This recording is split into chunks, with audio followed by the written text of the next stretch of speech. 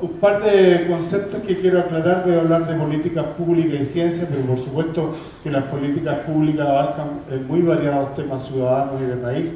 No todas las políticas públicas están relacionadas con la ciencia, obviamente. Ahora me cabe dudas acerca de la economía, si están relacionadas con la ciencia, obviamente que sí, ¿no es cierto? Pero en salud, en recursos renovables, en ambiente, energía y educación, por nombrar algunas, obviamente que esas políticas públicas tienen algún tipo de relación con el conocimiento científico. Algún tipo.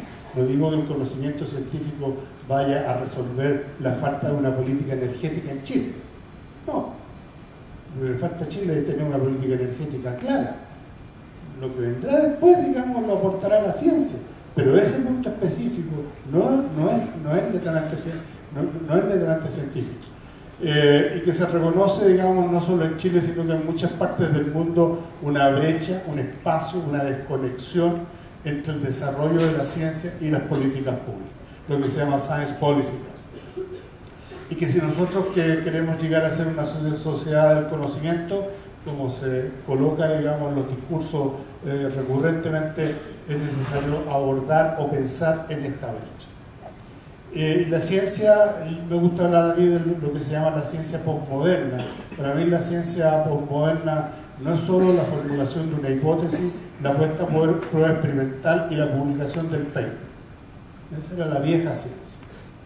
La ciencia moderna tiene que ver con la conexión de eso y la sociedad. No siempre se puede conectar la ciencia básica con la sociedad, pero la ciencia que nosotros los científicos, o por lo menos que a mí me gusta practicar, es la ciencia postmoderna, en que realmente se necesita una conexión. Esa conexión puede ser una utilización, puede ser una política pública, puede ser de servicio en la enseñanza, pero la ciencia moderna, y eso nos falta mucho en el país, les falta dar esta vuelta. Está la idea que los científicos trabajan con mosca por ahí. Trabajan con mosca porque es un modelo, digamos, que tiene un cromosoma gigante y que me permite en muy pocas generaciones saber qué pasa con el cromosoma. Pero trabajan con mosca porque son volados. Trabajan con mosca porque ese animal tiene algo específico que me ayuda a responder una pregunta, que es muy importante. Y en Chile falta mucho, digamos, darle vuelta a generar conocimiento y divulgarlo, transmitirlo, y muy poco del conocimiento que se genera en Chile llega a los colegios. Yo no soy economista, pero este país gasta 500 millones de dólares al año en investigación. Y hace 20 años que está haciendo investigación muy sólida, la más sólida de toda Latinoamérica. O sea, nos echamos 10.000 millones de dólares en investigación en los pasados 20 años. Entre 8 y 10.000 millones de dólares dedicados a la investigación. Y hay grupos muy fuertes en Chile de científicos, investigación de mucha avanzada, y eso no llega a los colegios. No llega a la sociedad tampoco. Pero resulta que la inversión que le gusta a los economistas está hecha ya. Está hecha en 20 años. 8.000 millones de dólares se ha gastado en investigación en este país. Entonces voy a hablar un poquito de lo que es la ciencia postmoderna. Una sociedad del conocimiento y un Chile mejor tiene estos elementos.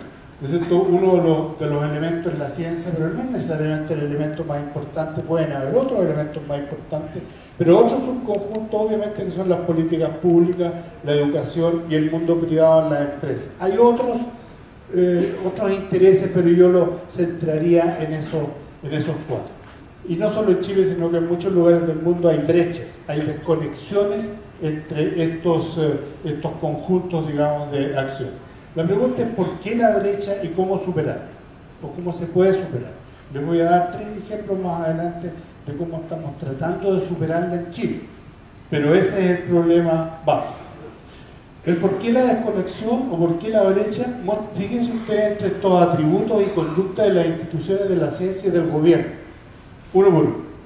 En la ciencia, el nivel de incertidumbre, que es tema de esta reunión, ¿no es cierto? Y la probabilidad es parte de la actividad. Yo vivo con la incertidumbre como científico. Tengo un problema, planteo una hipótesis, hago un experimento, tengo una respuesta, me empiezo a acercar a lo que es la verdad y después planteo otra y nunca llego a saber la verdad.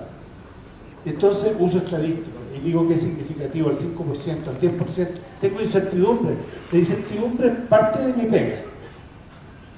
Pero la incertidumbre en las instituciones del gobierno se requiere certeza y determinismo. Entonces, si usted no me asegura que esto es 100%, entonces dejemos de conversar. Hay una brecha ahí que hay que cerrar. Después hay fallas y riesgos que nosotros los científicos aceptamos el riesgo científico, usamos el método hipotético deductivo. Las fallas y riesgos son intolerables o muy poco tolerables en instituciones de gobierno. La replicabilidad para nosotros es esencial. Yo no puedo hacer el experimento con una réplica, tengo que tener 10, 20, 30, tener tiempo, ver si esto que estoy viendo en un experimento se repite en el otro. La credibilidad en el gobierno o en las instituciones de gobierno en general, el gobernante, no me importa qué gobierno, ¿no es cierto? Es situación dependiente, muy situación dependiente. Para un científico no. El tiempo, sí, digamos, nosotros los científicos ganamos proyectos de investigación y tenemos 2, 3, 4 años o 5 años, 6 años para terminar algo. Y si no lo terminamos, diremos por qué no lo terminamos, pero en el tiempo aquí finaliza con la próxima elección. Ahí termina el tiempo, ¿cierto? Hay una tremenda rigidez. En el caso de la ciencia, el trabajo está orientado a aumentar el conocimiento, a hacer descubrimientos. En el caso del servicio público, yo pienso que el trabajo científico debería estar orientado hacia problemas país, o sea, misiones país. Y finalmente la ciencia en general es diversa, es difusa y no tiene clientela. Yo no tengo clientela. El gobierno, digamos, o el gobernante tiene clientela. Su clientela es súper específica, muy específica. Es inmediata, es insistente, es demandante y viene la próxima elección. Estos elementos, ¿no es cierto?, contrastan atributos que tiene la ciencia, que son propios de la ciencia, y atributos que son propios del sector gobernante o de gobierno, y por eso digamos que no es fácil la conexión, la interacción. No es fácil para nada. No entraré en muchos detalles, pero por este lado tenemos, en la parte científica tenemos barreras y tenemos mucha incertidumbre. La incertidumbre científica la vamos mejorando en la medida que aumentamos el conocimiento, y en este otro lado de acción de la sociedad, del gobierno, de la política, fundamentalmente se necesita voluntad. A veces le llamamos voluntad política. Si no hay voluntad política, entonces la voluntad es elemento muy importante, pero esa brecha existe. Déjenme decirle que en ciencia la incertidumbre, la complejidad también tiene que ver con las escalas. Si ustedes tienen una escala, digamos, que cada vez es, si tienen un problema relativamente, pensemos, digamos, en salud y en el tabaco, por decir algo. Hay un problema concreto. El problema, están los ratones, se hacen los experimentos, se analizan las estadísticas de salud, y eventualmente un problema relativamente acotado, no es un problema complejo pero acotado.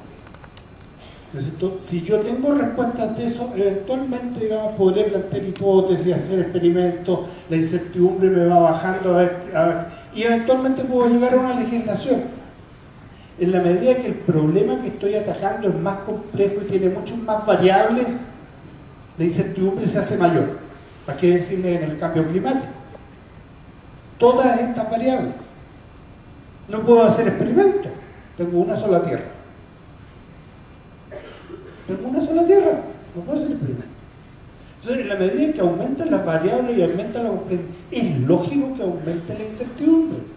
Pero a mí me llama la atención cuando algunos, de repente, he escuchado ex ministros, digamos, que tienen que ver con problemas de medio ambiente que a mí me interesan, y dicen, sí, pero los estudios de impacto ambiental no dicen con certeza qué va a pasar, si no pueden decir con certeza qué va a pasar.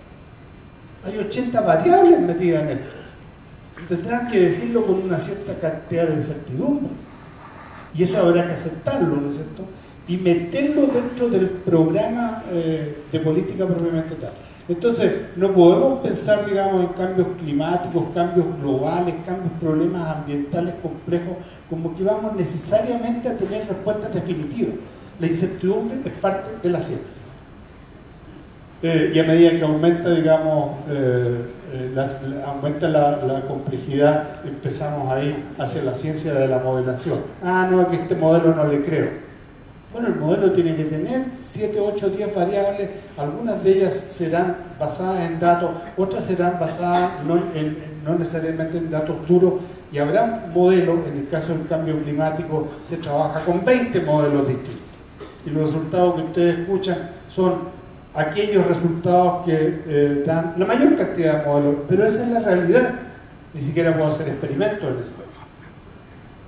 Déjenme usar esto porque es el único modelo creo que voy a usar. Si ustedes tienen este eje en que la confirmación de algo aquí es muy alta y aquí es muy baja, y esto es el tiempo, este eje de X es el tiempo, efectivamente hay una fase de desarrollo del conocimiento. A medida que ustedes van agregando conocimiento, van teniendo mayor grado de certeza o de confirmación. Ustedes tienen la verdad última, pero se acerca. Más conocimiento, más certeza posible. Resulta que en el problema de las políticas públicas no ocurre eso.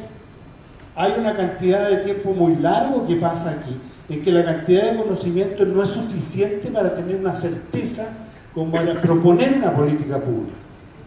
Y pasa una cantidad de tiempo en que se acumula el conocimiento, pero el tiempo pasa, ¿no es cierto? Y llega un momento en que el conocimiento es relativamente sólido, como que se permite que los científicos le sugieran a los políticos, a los abogados, qué es lo que podría eventualmente entrar en esta legislación. Pero pasa un tiempo, hay que acumular conocimiento. Entonces hay como un punto de quiebre antes de que llegue este consenso científico. Entonces una sociedad del conocimiento requiere acumular conocimiento y que los políticos y los científicos entiendan cuándo se ha llegado a un punto tal, que hay una cantidad de conocimiento tal que puede ser usado en beneficio de la sociedad. Y para eso hay que invertir en conocimiento. Hay que invertir en conocimiento básico, no hay vuelta. No puedo decir yo, mire, usted hágame toda esta cantidad de certeza, tengo que aumentar el conocimiento. Esto es lo que ocurre cuando hay también un invento o un avance importante. Entonces es un modelo muy importante de entender. Déjenme ahora volver a...